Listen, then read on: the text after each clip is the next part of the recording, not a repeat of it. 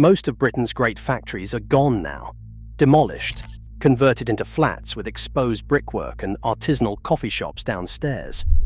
But some were simply locked up and left. The machines stopped, workers went home for the last time, and nobody came back. What follows are 15 of the creepiest abandoned factories in the United Kingdom.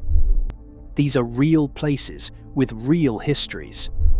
Some you may have worked in, some you may have driven past 100 times without knowing what sits behind the gates. Hey, before we get into it, if you love looking back at the good old days of Britain, go check out my mate Albert over at Albert's Old Britain. Trust me, he's bringing back memories you didn't even know you had. We begin in the east of London. On the banks of the Royal Victoria Dock stands a building that was blown up, bombed from the air, abandoned for 40 years, and turned into a film set more times than anyone can count. And it still refuses to fall down.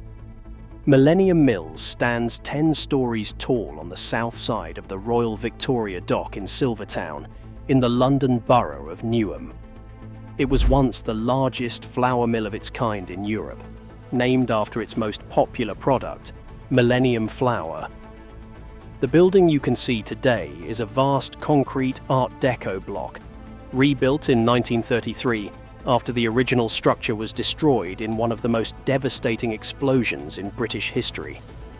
On the 19th of January 1917, approximately 50 tons of TNT detonated at the Brunner Mond munitions factory just 100 yards east. 73 people were killed. Over 400 were injured.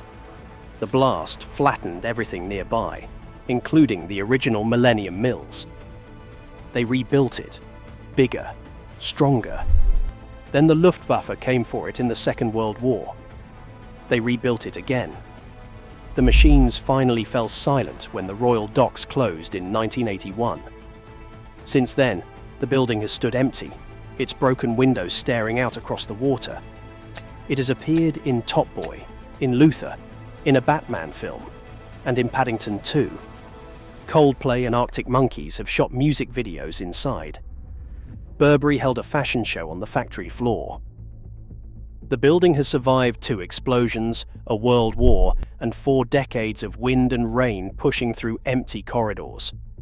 It has outlasted every plan to demolish it and every plan to save it. Some buildings simply refuse. Travelling north to Sheffield, we find something altogether more intimate. George Barnsley and Sons operated the Cornish works in the Kelham Island quarter of the city, producing files and cutting tools for the shoemaking trade. The family name had been embedded in Sheffield steel since 1650, when a George Barnsley served as master cutler. Another George Barnsley held the same role in 1883. This was not a corporation. This was a family, working the same trade in the same city for 350 years. The Cornish works was built around 1850. Heavy forging hammers and grinding wheels filled the ground floor workshops. The upper stories held wooden racks designed to store thousands of individual tool components, all hand-sorted, all precisely placed. The building has been compared to Hogwarts for its dark stone towers and Gothic atmosphere. It is Grade 2 listed and has been on the market with a £2 million asking price. Nobody has bought it. The factory closed in 2003 because it could no longer compete with cheap imports. The tools remain where they were left. The grinding wheels are still in position. Vandals have damaged parts of the interior. Rot is eating through the timber floors. On an urban exploration forum, a man who claimed to be the last employee wrote that he served 25 years and received the final gold watch the company ever gave out.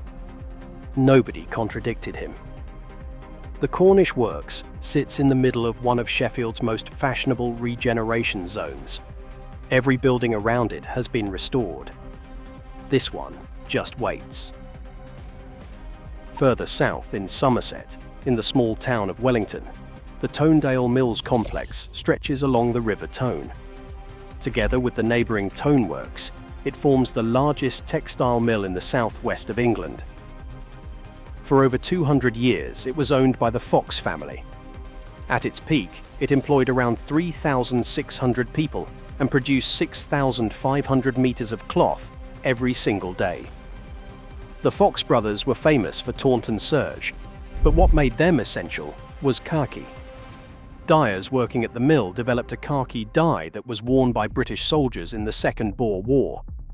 When the troops shipped out, they were wearing Wellington cloth. During both World Wars, the mill supplied the military on a vast scale. Puttees, uniforms, blankets. The building itself tells the story of industrial power across centuries. Remains of each phase of power generation survive on site. Water, then steam, then electricity. Most of the site holds Grade 2-star listing, but Historic England itself has acknowledged that comprehensive restoration and reuse would not prove commercially viable. Housing conversion plans were abandoned in 2008. The site was placed on the Heritage at Risk Register in 2010 and identified among the top 10 priority sites in the southwest. A factory that dressed the British Empire for war is now too expensive for anyone to save. Still in Somerset, in the harbour town of Watchet, the Wansbrough paper mill tells a smaller, but in some ways more unsettling story. Paper had been made on this site since 1750. The mill was a vital part of the town, employing generations of local families. It closed in 2015. What visitors and explorers discovered afterwards was remarkable. Huge industrial machinery remained in place, much of it still switched on, the turbine in the powerhouse and the rollers on the production line. Nobody had gone through the building to shut everything down properly. The workers left, and the machines kept humming in the dark until the power was eventually cut. There is something deeply disturbing about a machine that was never told to stop. Those first 4 factories are haunted by absence, empty rooms and silent machines. But the next group of buildings tells a different story. These are places where Britain invented things that changed the world and then walked away from the evidence. In the Ditherington area of Shrewsbury, Shropshire, stands a building that has been called the grandfather of skyscrapers. The Shrewsbury Flaxmill, Maltings, does not look like a skyscraper. It looks like a long, elegant Georgian mill, 5 stories of warm red brick beside a quiet canal. But this building, completed between 1796 and 1797, and designed by architect Charles Baige, was the first iron-framed building in the world. The structural principle pioneered here, using iron columns and crossbeams to bear the weight of the building instead of thick walls, is the same principle that holds up every tower block and office building on Earth today.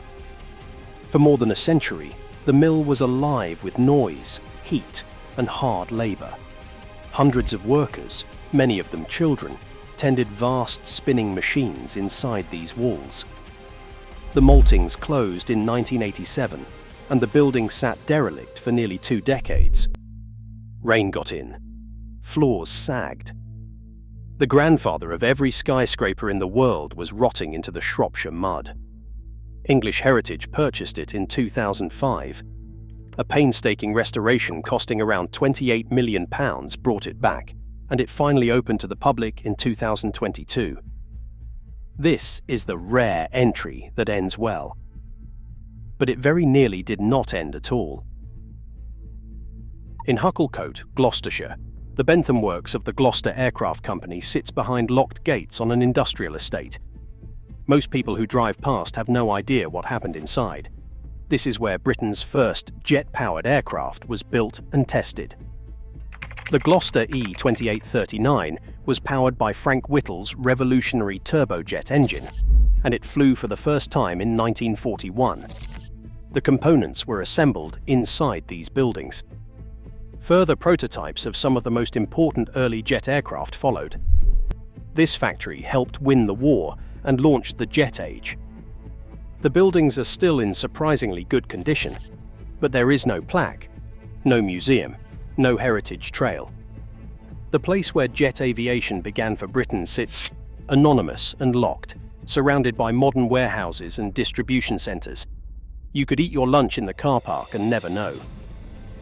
On the northern edge of London, in Waltham Abbey, Essex, a very different kind of factory hides behind a perimeter of ancient woodland. The Royal Gunpowder Mills operated on this site for over 300 years. It is the only one of 3 Royal Gunpowder Mills in the United Kingdom to have survived virtually intact. The site covers 170 acres. Over 2/3 of it is designated as a scheduled ancient monument. Production began in the 17th century.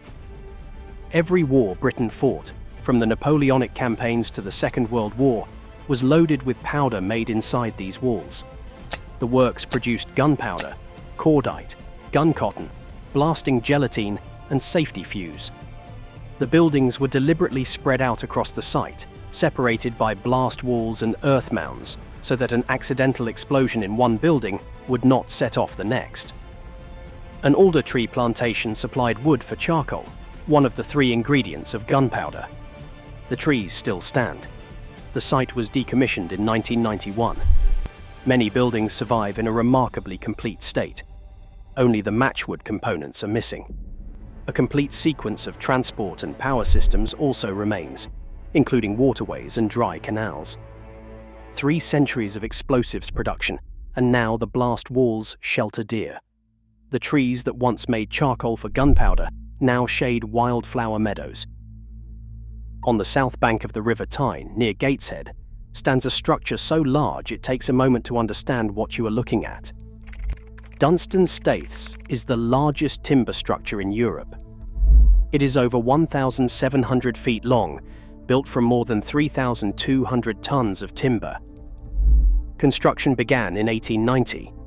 In 1894 alone, over 1,288,000 tons of coal were shipped from this single structure onto waiting vessels below. The coal trade never recovered after the Second World War. The Staiths closed entirely in 1980. By 2003, the structure was placed on Historic England's Heritage at Risk register after a severe arson attack. Another fire struck in 2010. Further arson attacks followed in 2019 and in 2020. Someone keeps setting it on fire. Volunteers keep repairing it. They turn up with timber and tools and patch what was burned. That tells you everything about how Britain treats its industrial heritage. Half of us want to preserve it. The other half wants to watch it burn. Now we must turn to factories where the work itself was lethal, where the product was destruction, and the workers were often its first victims. On the Ardeer Peninsula in Stevenston, Ayrshire, on the west coast of Scotland, Alfred Nobel himself built what would become the largest explosives factory in the world. Having scoured the country for a suitably remote location, Nobel acquired 100 acres from the Earl of Eglington in 1871. The British dynamite factory began production in 1873. Sand dunes on the site provided natural blast protection, enhanced by purpose-built walls and bankings that were designed to direct the force of any explosion upwards rather than sideways, preventing chain reactions across the complex. Over the following decades, the site expanded enormously. It produced dynamite, blasting gelatine, gelignite, ballistite, gun cotton, cordite, and safety fuse. By 1918, several operations had merged into Nobel Industries Limited. The factory supplied explosives for both world wars. Africa House, originally the South African pavilion from the 1938 Glasgow exhibition, was transported to Ardeer to serve as a staff restaurant. It now stands burnt out and decaying among the dunes. Urban explorers who have reached the most overgrown parts of the site report finding rare edge runner mills from the gunpowder era still in position. Even the Waltham Abbey Museum only has replicas. Here, the real ones sit in the woods, slowly disappearing under moss and bracken.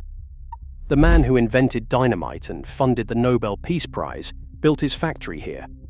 The sand dunes where he tested his explosions are still scorched. The irony needs no explaining. On the heathlands of Dorset, near Poole Harbour, the Holton Heath cordite factory was built between 1914 and 1915 by the Admiralty. Its purpose was the production of cordite, the smokeless propellant used in naval shells. During the First World War, thousands of workers filled the site, many of them women handling volatile chemicals on 12-hour shifts. They were known as munitionettes. The factory expanded again for the Second World War, closed in 1945, partially reopened, and finally shut for good in the 1960s. Today, the site has been largely overtaken by heathland. Buildings crumble among the gorse and heather. Blast walls are still visible, half buried in vegetation. The site carries a designation as a site of special scientific interest. The contamination from decades of explosive production created soil conditions that, ironically, are perfect for rare wildlife. Sand lizards and Dartford warblers now breed where cordite was packed into shells. Nobody builds on contaminated land. The poison became their protection. In the Buckinghamshire countryside near Marlow, the Pine End Works was one of Britain's shadow factories. Built during the Second World War as part of a secret dispersal program, these factories were hidden across the countryside and camouflaged to avoid detection by the Luftwaffe. Many workers did not know the full purpose of what they were producing. Pine End made specialist wooden panels for aircraft, including components for the de Havilland Mosquito. That aircraft was the Wooden Wonder, one of the most versatile aircraft of the war, built largely from wood because metal was in desperately short supply. When the war ended, the factory had no further purpose. It was left to decay in the Buckinghamshire woods. A factory so secret that most locals never knew it existed. Built to be invisible. And now it is, not by design, but by neglect. In Bedfordshire, the Stewartby brickworks was once the largest brickworks in the world. The London Brick Company operated here from the 1890s, producing millions of bricks per year. 4 massive chimneys dominated the flat Bedfordshire landscape for miles in every direction. The Oxford clay beneath the site was uniquely suited to brick production. It contained enough organic material to partially fuel its own firing. The bricks essentially burned themselves. Stewartby was not just a factory. It was a village, built by the company for its workers and named after the Stewart family who ran the business. Houses, a social club, cricket pitches, allotments. An entire community constructed around the production of bricks. The works closed in 2008 after decades of decline. The chimneys were demolished. The kilns stand empty. The village of Stewartby remains. The workers' houses still stand. The residents still live there. But the reason the village exists is gone. The people who live in those houses still look out of their windows at the space where the chimneys used to be. We come now to factories that are woven so deeply into the identity of their towns that losing them felt less like a closure and more like an amputation.